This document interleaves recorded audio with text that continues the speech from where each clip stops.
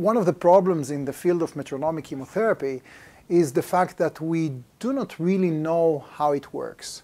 Back then, in the past, it was the idea that it has an anti-angiogenic effect.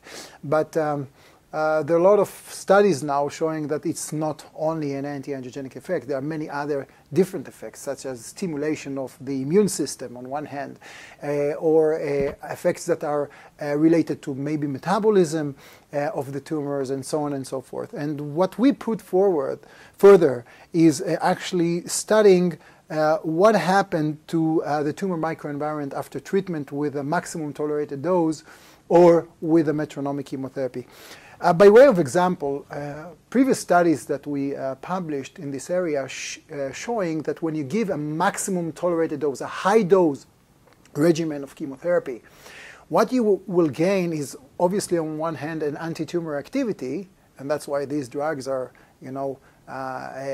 being used in the clinic, but at the same time you gain another thing which is for the benefit of the tumor, and these are we called it. The host generates pro-tumorigenic and pro-metastatic effects.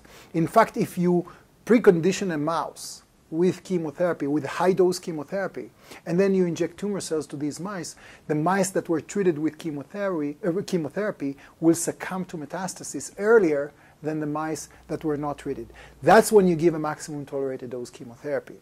And the reason is, again, because you eliminated the anti-tumor activity of the drug by using introducing the tumor cells only after the chemotherapy.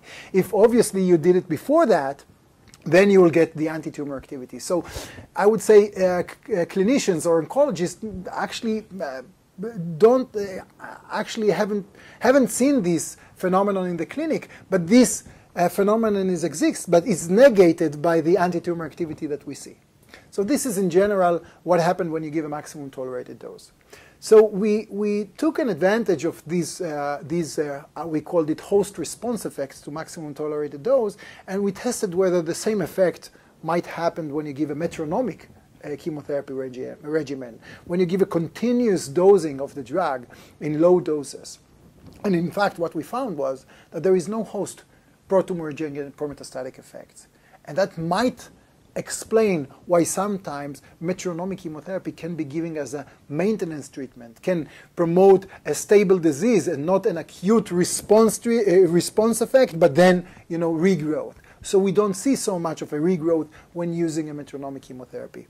We even took it a step further because we wanted to ask whether when you combine this type of treatment, when you take a high-dose regimen on one hand, and then you continue at the drug-free break period, you continue with a low-dose continuous regimen, as I mentioned, as a maintenance treatment, maybe you can blunt these host pro-tumorigenic effects or pro-metastatic effects. And in fact, what we found, and we actually published it just recently with a pancreatic tumor model, and we published it also 10 years ago without understanding why we got these effects, is that we know now that the effects, the pro-tumorigenic effects that we see after high-dose chemo is being negated or being blunted by the metronomic chemotherapy regimen. And that could explain, at least partially, why this type of combining regimen or a chemo switch regimen from an MTD to a low-dose regimen can have a greater efficacy in terms of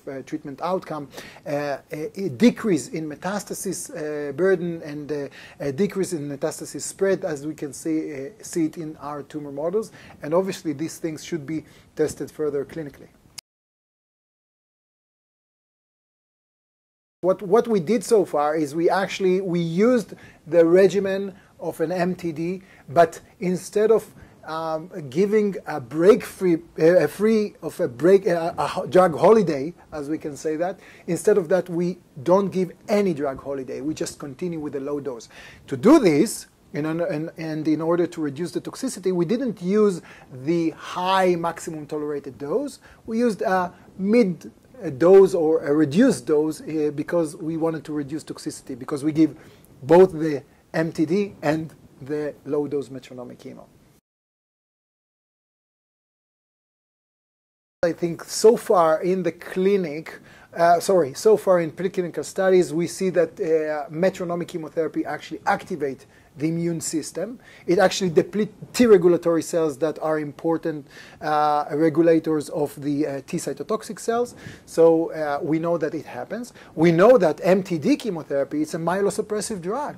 And when it's a myelosuppressive drug, it actually depletes many different cell types. So in addition, I guess, to the T regulatory cells, it also causes a depletion of the T cytotoxic cells. So I think there is a difference between the two regimens in terms of immune modulation. And I do believe that, but still these things need to be further investigated. I do believe that the metronomic chemotherapy, in fact, activate the immune system against tumor cells.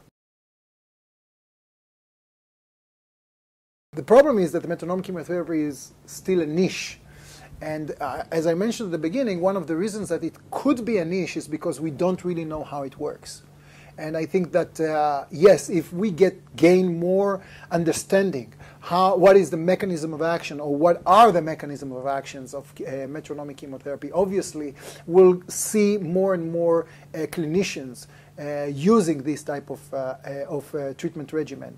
Because, you know, the basic idea of metronomic chemotherapy is that you can use all drugs, off-patent drugs, and you gain anti-tumor activity with these old drugs. So you don't need to use sophisticated biological active drugs. You can use, you know, very, very old drugs and gain sometimes even the same treatment efficacy, at least preclinically, and clinically it's still ongoing and being tested now in a phase 3 clinical studies.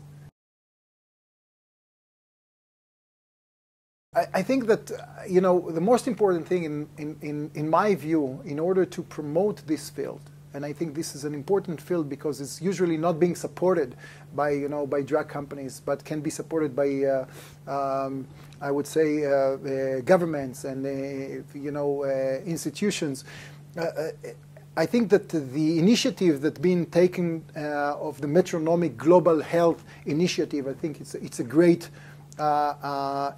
initiative in order to actually not only use metronomic chemotherapy in developed countries, but also in developing countries and in mid and low economic countries. Because I think that with this type of treatment regimen, we will be able to get access to more patients that need a cure and are not able to get cure because of financial problems in these countries. So I think just for this, it will be a great opportunity to try and develop and promote this type of treatment modality in the future and for the future of patients in low-income countries.